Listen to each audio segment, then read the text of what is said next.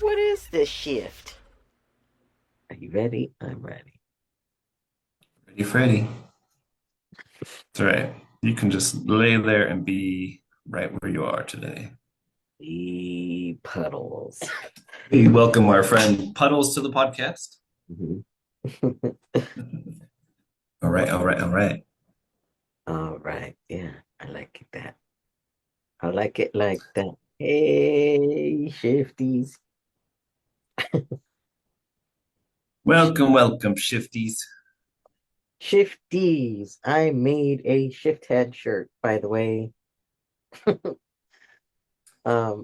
I was thinking of y'all last night. Immediate advertisement in the beginning. Yeah, media. What are they? Shameless plugs. Um, plugging, plugging away. Shift hit the fan. Welcome. I'm Avra the Mush today. Ever Puddles. I have shifted into a puddle. It's the form before my ultimate form. Um, you gotta let yourself be broken before you can be whole. Ooh. Anyways, here we got two Two of of Cups. I know how to read. My brain works, I promise. And the hidden energy is the King of Wands. Um, yeah, I've just had symptoms, so I need less light today. So I'm your little mush friend. Mush potatoes and gravy. In the dark, laying down. The dark. Sometimes you gotta be in the dark to find the light. Yep, Um, yep. so the King of Wands is hidden, but I'm showing it to you anyways. And Two of Cups. Yep. You want to go first? You want me to? You go first. All right. So my thought started off uh with the King of Wands. And my immediate thought was this idea that I've been having with the subjective and objective and just our experience in life. Like, what is the object and what is the subject? And it, in the way that I've seen it, it just gets very convoluted. And so, just kind of to go into that, like, I've looked at for a long time. I've had this question: what is truth? Like, what do we? How do we define truth? And especially with all the things that we have going on these days, with the fact checkers and getting all the facts and all the scientific proof and all these different things. I want to just throw all that crap out the door most of the time. But the way that I see this is you have the object, you have physical reality. So truth, the way that I've defined it, and I think we've talked about this before, but the way that I've defined it is that which exists. So the existence itself. And so the chair that's in front of me is just something that exists. And that is the truth. That is the existence. But my perception of that chair, the coloration, the shape of it, is going to be subjective to me. And that's my perceptive experience of the thing that exists.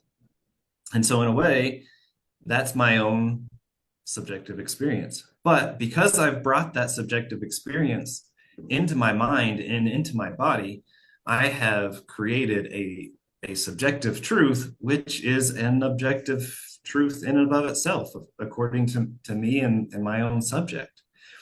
And so in many ways, the things that are going on in our mind, the experience, the perceptions, that is a truth in and of itself. The things that we are bringing into reality, that our body is experiencing. There are chemical reactions creating that experience inside of us as at this moment. And what I see with this King of Cups is that very thing where this person is this King of, or sorry, this King of Wands, not Cups. The King of Wands, he's waving this wand and bringing things into existence in this kind of this transition from the mind, this airy space, into physical reality. And you see these images that are behind him. And for me, that's kind of like the imagination coming into play, the things that he's creating in his mind. And he's able to command that into existence. And I love this little, there's a little lizard down below. And there's even a little lizard biting his tail, almost kind of like an Ouroboros in the background. Um, but I love this idea, and there's these twigs and leaves coming off of the staff that he's holding. And for me, it's that this idea that our physical existence, nature itself, our physical body, which is nature, which is earth, is supporting this ability to bring what's in our mind into existence. And so I just love this card because of that. But then we get to the Two of Cups, and it's this physical exchange of ideas, getting to exchange the thoughts and the experiences that we have, connecting on a mental and physical level to create further, to bring abundance into existence, into life. And I think there's such a beauty in that exchange, that connection, to be able to co-create together what we have in our minds and create this reality, create a physical existence that we get to interact with each other. So that's what I got. What are your thoughts? Well, as you were saying that, I thought, um, because when I see the male and the female, I think of the conscious and the subconscious, or the fire and the earth. So that kind of, ties it back to what you were saying about the imagination and what's real and all this.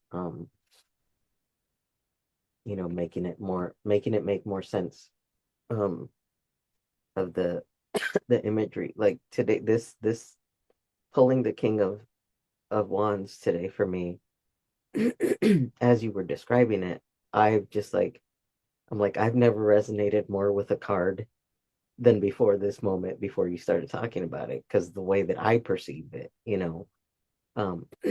was showing me the way that I perceive it is, these are two slabs of concrete um, that this king put together and was like, this is going to be my sword. I'm going to draw some stuff on it, you know. And I'm the king. I have my wand right here, my magic wand. I pick this stick up. It's like totally invented that you are the king because you said so, because you made yourself your little throne. You've got your little sidekick. Um, Who and died and made you king? yeah, me. I did. I died to being a peasant and I made myself king. um, yeah, it's like a self-made king. It's the whole, I'm gonna put this doily thing around my neck, put on a cape. I am the king. Um, it's like your self-image right there. And I resonated a lot because I am doing those daily doodles, daily drawings to should I say drawings? Drawings. Rollins. Um, daily drawings to so that I remember how to draw consistently. Because that's I think what helped me get as good as I was. And so the doodles behind him, just like that's totally the throne I would make. Um, so yeah, I super. resonate with this card right now. Um, you've owned your power. You look like a king. Um, you're probably feeling like a king, uh, especially with that little baby dragon. The baby dragon to me, um, it's a baby dragon because, It's Mushu. yeah, dishonor on you and your cow. Um, let's see. Because of, my association with dragons. I'm a double dragon. There's two dragons right here. The Ouroboros lizard and then the little tiny one on the floor, above and below. Uh, double dragon. I've gotten two dragon upgrades. This is really speaking to me today. Just energy medicine, and I think that's contributing to why I'm mush right now. Just processing a lot more than my body was ready to catch up with. And and then with the two of cups in the forefront, it's the give and take of the conscious and the subconscious for me. Um, but we also have a lion on both cards. The coloring of this guy's thing is that this guy's dress is the same as the king's um, cape, and there's a lot of things tying these two things together for me with the color and the imagery. It's like what you and your the mind and the brain, or the conscious and the subconscious, have manifested this king together, this image. So it's like that's the king is the result of this interaction. Um, and I think I've said this, that the little drawing or whatever it is, the little thing that's underneath the lion reminds me of the caduceus, the medical. It reminds me of healing. Um, it's just like what's between two hearts as well. We want to include other people and not make it all about me. Um, yeah, what I see. And I think there is a healing aspect to that when we bring together, when we come together for one, just in an exchange in connecting. Like there's so much healing in connecting with someone, but also just the healing that happens when we connect our masculine and feminine and find the balance in using both in our life, you know, finding the creation and the chaos and the destruction, and as well as the structure and the order and the drive, and finding the balance of when that they're all necessary, or they're all equally as important in what we're doing. um there's healing in that, and healing and just accepting that what's being called of us in this moment is okay, it's good. And I think there's something beautiful about this too. uh, Thinking of this idea of bringing what's in our mind into reality, um, it draws on this principle of intuition for me. Uh, Really being able to feel what's in the mind, not just the reactions that are happening in my body, because there's a bit of a distinction there, that we have this natural reaction, this fear, or something happens in life and we react to it. And but then there's also this intuitive state that it's not afraid. It just can sit back and say, I feel this way and I want to follow that.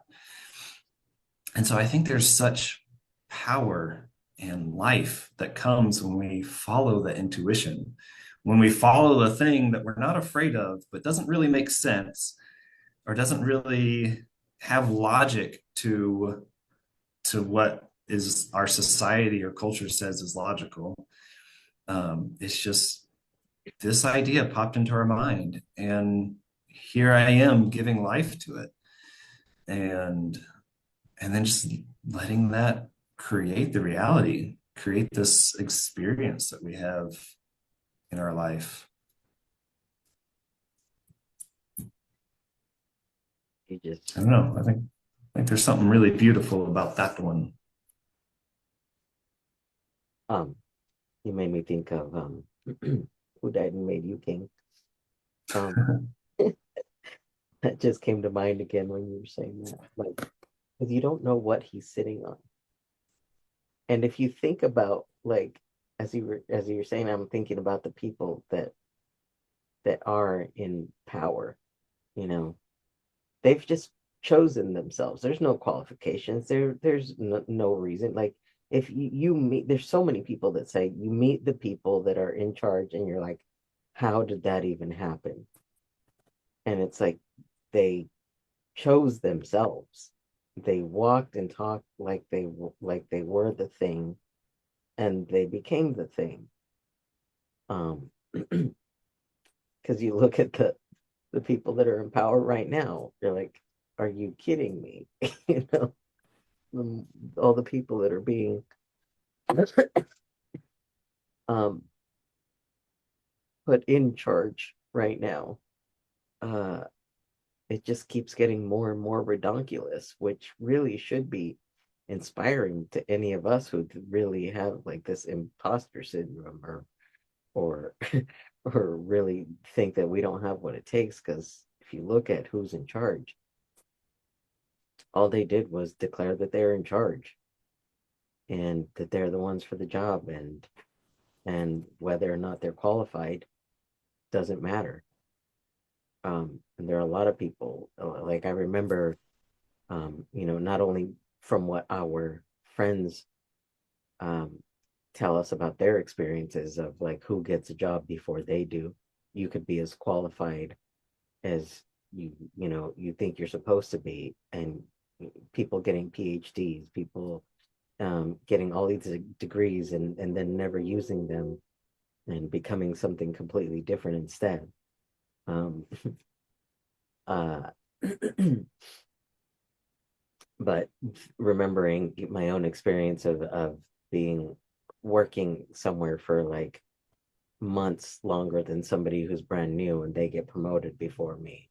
You get you just you if you don't have that vision of yourself, because you're hiding, you could be sitting on a bucket.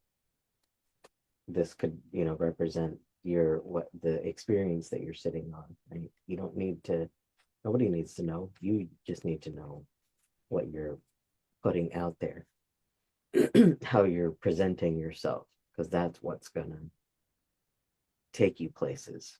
Um, you know, People just get feelings about you and then they want you Yeah. there. It's kind of this whole idea of fake it till you make it. I mean, that's really what we're doing in most of politics isn't necessarily policy. It's mostly, can I speak well enough to convince somebody else that my ideas are good?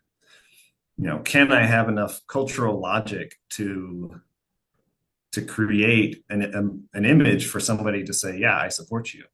And it takes that belief in yourself. It takes that faith that you are that king.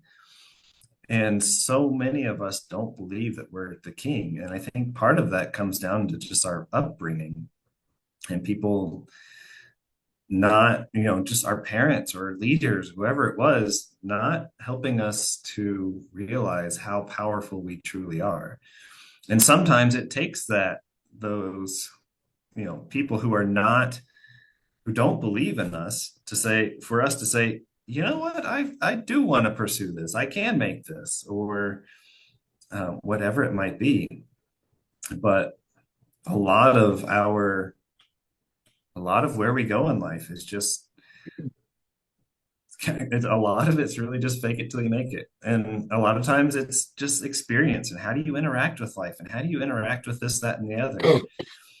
And I think we try to define ourselves and our life based on all of these labels created by somebody else, by society, by our culture, by the experience and interactions that we've had specific to us. We've defined ourselves based on that, and that might even go the same way with the politicians and the president and all of these different things. Maybe they have defined themselves in ways that have led them to that specific point. Maybe that's just how their experience in life has put them.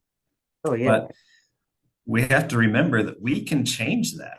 We can change those definitions for ourselves and start to have a completely different perspective to make ourselves king, to bring into a new reality, a new form of existence. Trump is like the perfect example of that, living in a completely different reality than the rest of us. And he feels like he's king. He doesn't know what he's signing. He doesn't, or what he's doing a lot of times, but he keeps telling the same things over and over and over again because he believes it, because that's the reality that he wants to be truth for everybody. So he's going to keep repeating it and repeating it until, you know, I mean, he believes it, even though he doesn't. You can hear him contradict himself, but the he's got to keep the story going. I mean, he's showing us how to do it. You can be above the law. You can be above every, laws of nature, whatever it is. Nothing has to apply to you if you are truly, you have a conviction of what you're saying. Um, yeah. Well, and I think it goes to just to fact check ourselves sometimes, to ask. I think he is that archetype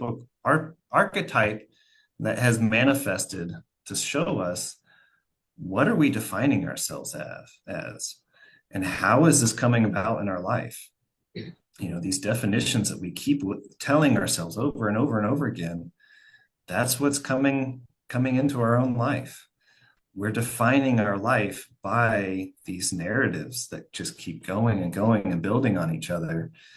And it's the same thing with Ouroboros. We just keep biting our tail and going in that infinity of our story and not remembering, hey, maybe we don't need to bite our tail anymore. Maybe we can go in a different direction.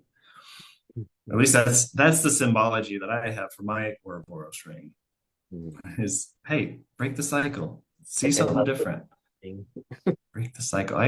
There was a business that just came up called Break the Cycle. Maybe that's a theme that's hitting for me more lately. yeah. Oh, and that was the other thing I was thinking, this archetype of the magician. So we were talking about the magician archetype in a men's circle that I've joined. And in this archetype, in this magician archetype, we are bringing things into, like, the negative form of the magician archetype is bringing things into existence through manipulation and through hiding the back end of things.